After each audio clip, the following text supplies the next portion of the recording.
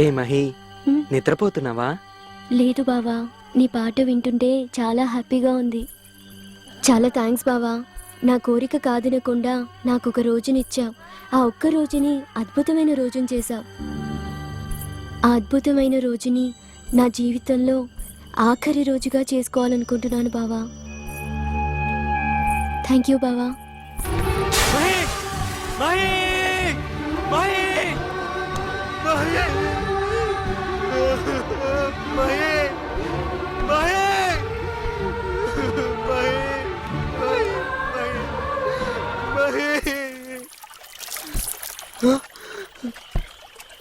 ఏంటి బాబా ఏడుస్తున్నావు? నిజం అనుకున్నావా?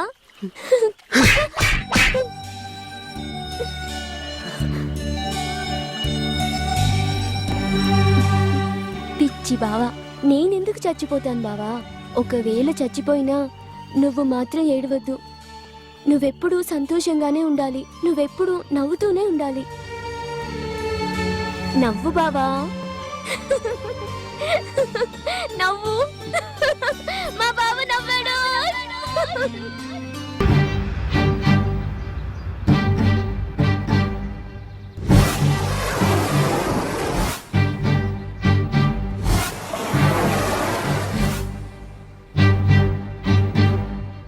ఏంట్రా మన మధుగాడు కనబడతలేదేంట్రా? అరే మధుగాడు పట్టణంలో ఒక అమ్మాయిని లవ్ చేశాడంట్రా. అమ్మాయి గురించి పట్టణం వెళ్ళిపోతున్నాడు రా. పదండ్రా అమ్మతో చెప్దాం. ముహూర్తాలు పెట్టిన తర్వాత ఇలా చేశాడంటే. ఆంటీ ఆంటీ ఏంట్రా? మధు సిటీలో ఒక అమ్మాయిని లవ్ చేశాడంట ఆంటీ. అమ్మాయి గురించి వెళ్ళిపోతున్నాడు ఆంటీ. ఏంటంటే ఆపుదాం.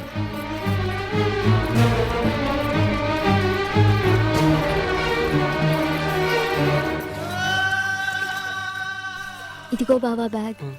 నీకు కావాల్సినవి అన్నీ ఇందులో సర్దాను. నీకేమైనా అవసరం అయితే నాకు ఫోన్ చేయి. అలాగే మహి. నాకు వెళ్ళాలంటే చాలా టెన్షన్గా ఉంది మహి.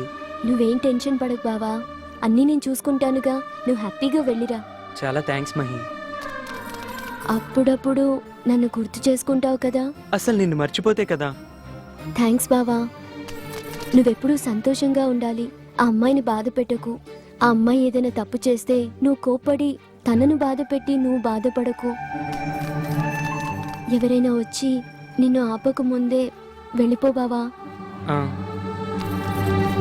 జాగ్రత్త బావా. Okay bye Mahi. బాయ్ బావా.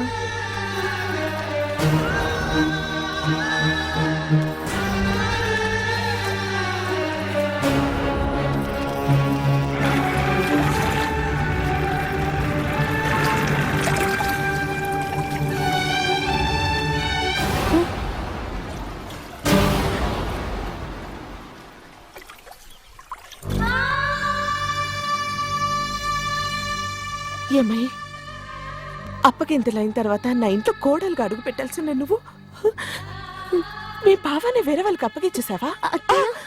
ఇంకా చాలమ్మా. నిన్ను నువ్వు మోసం చేసుకుని మమ్మల్ని నమ్మించాలని ప్రయత్నించుకో. బావ చాలా గొప్పవాడు అవుతాడతయ్య. ఏంటి వాడి పోడి గొప్ప? సంగీతం అంటే ఏంటో తెలియని వాడికి సంగీతాన్ని పలికించావు. ఆప్యాయత అనురాగం తెలియని వాడికి అన్ని నువ్వై నేర్పించావు. ప్రేమ అంటే ఏంటో తెలియని వాడికి ప్రేమించడం నేర్పించావు. అసలు అసలు జీవితం అంటే ఏంటో తెలియని వాడికి జీవితాన్ని అందించాలనుకున్నావు. అలాంటిది ఇన్ని కష్టాలు భరిస్తూ సంతోషంగా ఉండాలని ఎలా అనుకుంటున్నావు? సంతోషం అంటే ఏంటత్తయ్యా? సంతోషం అంటేనే బావ, బావ అంటేనే సంతోషం. బావకిష్టమైంది ఏదైనా నాకు సంతోషమే. నన్ను గోదావరిలో దూకమని బావ చెప్పాలే కానీ సంతోషంగా దూకేస్తాను.